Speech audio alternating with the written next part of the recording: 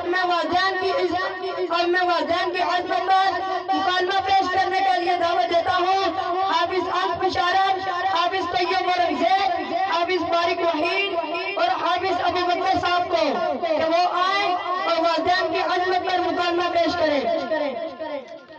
اللہ وبرکاتہ۔ تھوڑا پیچھے آ جاؤ۔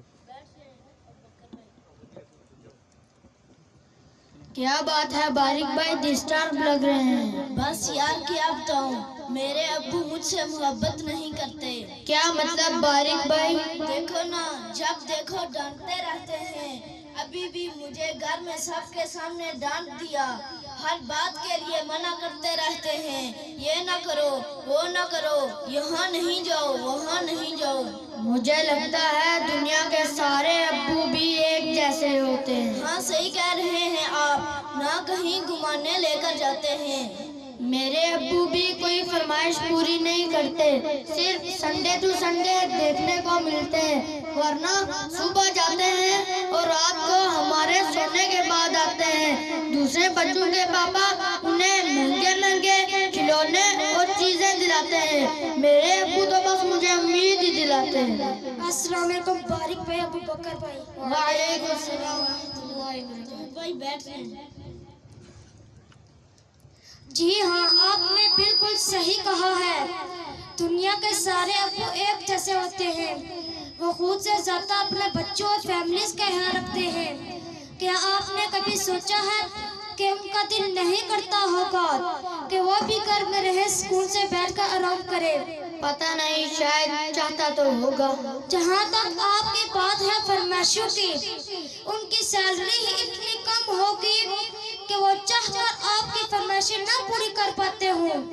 ہو سکتا ہے ہماری فرمائشیں پوری کرنے کے بعد ان کے پاس اتنے پیسے نہ بچتے ہوں کہ وہ بھی ہماری فرمائشوں کو پورا کر سکے۔ میں نے کبھی ایسا سوچا نہیں۔ جہاں تک بات ہے آپ کی آنکھیں دکھانے کی، یہ بھی ان کی مجبوری ہے کہ ان کی ڈیوٹی ہے کہ ہمیں ہمیشہ بری باتوں سے روکیں اور اچھی باتوں کی ترغیب دیں۔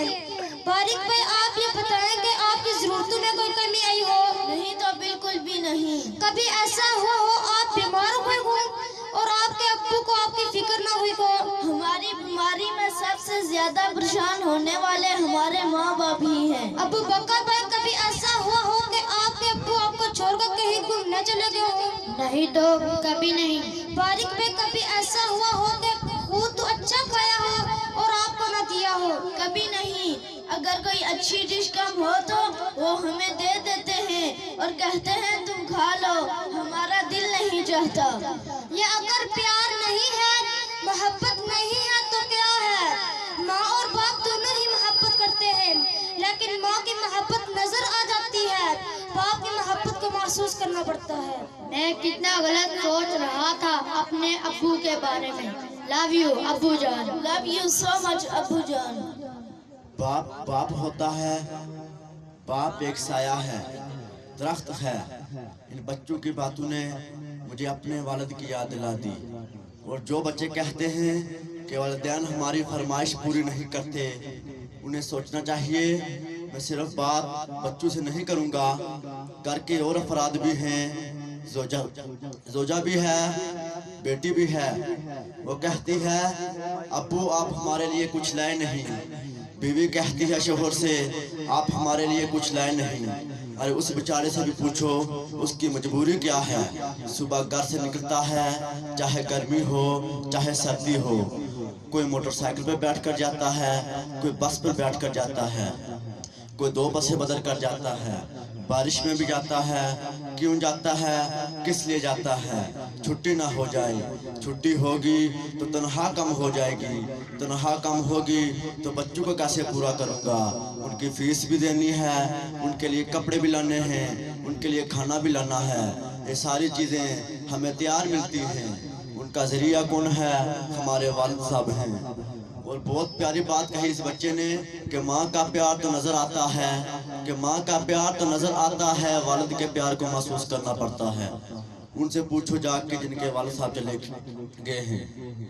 والد ایک سایہ دار درخت ہے، درخت تو دیکھا آپ نے جس کے اوپر کے پتے گرم ہوتے ہیں، ساری دھوپ اپنے اوپر لیتا ہے اور اپنے بچوں کو سایہ دیتا ہے۔ بعض اوقات لوگ اپنے والد کی قدر نہیں کرتے، ان سے الجھتے ہیں، انہیں برا بھلا کہتے ہیں۔ یاد رکھیے میرے آقا فرماتے ہیں کہ والد کی رضا میں اللہ کی رضا ہے، والد کی ناراضگی میں اللہ کی ناراضگی ہے۔ کبھی اپنے باپ کو ناراض مت کرنا، اگر وہ بوڑھے ہو گئے ہیں تو اب تمہاری باری آئی، ان کی خدمت کرو، انہیں احساس دلاؤ کہ ابو اب ہماری باری ہے، اب ہم آپ کی خدمت کریں گے۔ خدمت کرنے کی بات تو آپ کہہ اٹھتے ہیں ماں میں تم سے بہت پیار کرتا ہوں، میں ساری دنیا کے بچوں سے پوچھتا ہوں کب اور کہاں تھا، ابو میں آپ سے بہت پیار کرتا ہوں، آج میں جو کچھ ہوں اپنے ابو کی وجہ سے ہوں، جہاں تک پہنچایا ہے آپ نے، اور جس نے انگلی پکڑ کے چلنا سکھایا، ہر مشکل میں ہماری مدد کی۔ جب میں پھنس جاتا ہوں تو اپنے ابو کے پاس آتا ہوں، کہتے بیٹا میں سنبھالوں گا، ابو چلے جائیں گے تو کون سنبھالے گا؟ بچپن اور بڑھاپا برابر ہوتا ہے۔ جب ہم چھوٹے تھے بڑی ضدیں کی ہم نے، بڑی باتیں منوائی ہیں، اب ہماری باری ہے ان کی باتیں ماننی ہیں۔ ان کے غصے کو برا نہیں ماننا، ان کے ٹوکنے کو برا نہیں ماننا، ان کا دل مت دکھانا، یہ مت کہنا آپ کو نہیں معلوم، ارے اسے کہتے ہو نہیں معلوم جس نے چلنا سکھایا، کھڑا ہونا سکھایا، ہر مشکل میں ہماری مدد کی۔ خدارا میں ساری دنیا کے بیٹوں سے، بیٹیوں سے، بچوں سے، ساری اولاد سے گزارش کرتا ہوں اگر تمہارے والد زندہ ہیں ان کی خدمت کرو، انہیں احساس دلاؤ کہ ابو آپ نے بڑا کام کیا ہے، بڑی محنت کی ہے آپ نے، اب ہماری باری ہے، ہم آپ کو سکون پہنچائیں گے، آپ کسی ٹینشن میں نہ رہیں، میرے پاس جو کچھ ہے، جو شرافت ہے، جو عزت ہے، جو دولت ہے، سب کچھ آپ کا ہے، آپ کی وجہ سے ہے، اور تو ہے اس اولاد پر جو کہتی ہے اپنے باپ کو میرا ہے آپ کا نہیں ہے، میں نے کمایا ہے آپ نے نہیں کمایا، یہ مت کہنا، میرے پاس جو کچھ ہے آپ کا ہے۔ جن کے والد صاحب چلے گئے ہیں ان کے لیے خوب صلہ ثواب کریں، ان کی قبر پہ جایا کریں، ان کے لیے دعا کیا کریں، کتنی پیاری دعا ہے، اور مل کے دعا کرتے ہیں۔ اللہم رب ارحمہما کما ربیانی صغیرا، اے اللہ ہمارے ماں باپ پر رحم فرما جیسے انہوں نے بچپن میں ہم پر رحم فرمایا ہے۔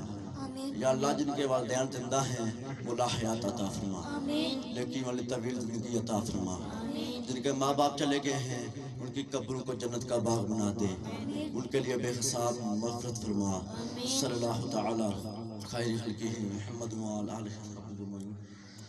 بچوں کا شکریہ ادا کرتا ہوں، اور آپ کے اس پروگرام کی وجہ سے کئی بیٹے اپنے ماں باپ کے قریب ہو جائیں گے، بالخصوص والد صاحب کے قریب ہو جائیں گے جنہوں نے ماں باپ کا دل دکھایا ہے، آج ہی جا کے معافی مانگیں گے، ان کے پاؤں پکڑ لو، کیونکہ والد راضی تو رب راضی، والد ناراض تو رب ناراض، وما علینا الا البلاغ۔